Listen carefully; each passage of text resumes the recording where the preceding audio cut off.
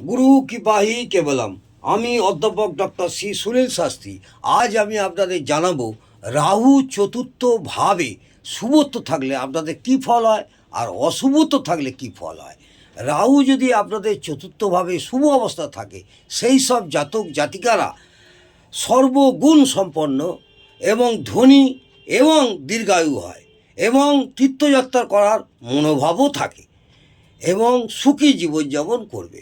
রাহু যদি চতুর্থভাবে শুভ অবস্থা থাকে এবং প্রথমভাবে বুধ থাকে, তাহলে সেই জাতক ধন সম্পত্তির মালিক হবে এবং ধন সম্পত্তি অর্জিত করতে পারবে। এছাড়া জাতকের আত্মীয় স্বজন পরিজন থেকে ধন সম্পত্তি লাভের সম্ভাবনাও থাকে। আর এই সব জাতকরা দরিদ্রদের সাহায্য করবার মনোভাবও থাকে। আর যেসব জাতক জাতিকার রাহু চতুর্থভাবে অশুভ থাকে, তারা নানা রকম হয়রানির শিকার হয় এবং আর্থিক দুর্বলতার শিকার হবে। এছাড়া ওই জাতক জাতিকাদের 24টা বছর খুব কষ্টদায়ী জীবনযাপন করতে হবে। জাতকের মায়েরও শরীর ওই সময় খারাপ থাকবে। আমি 4টি উপায় আপনাদের বলছি।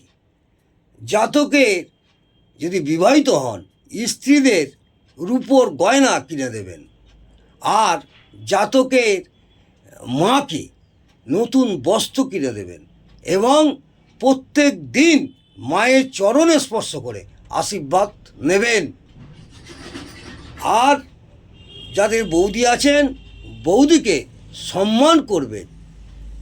রাহুকে খুশি রাখার জন্য আর একটি উপায় আছে। যদি কোনো কাজ করেন, তাহলে সেই কাজকে ফেলে রাখবেন না, পুরো সম্পূর্ণ করবেন। তাহলে দেখবেন আপনাদের রাহুর অশুভত্ব ভাব অনেকটাই কেটে যাবে। এছাড়া দুটো টোটকা আপনাদের বলছি।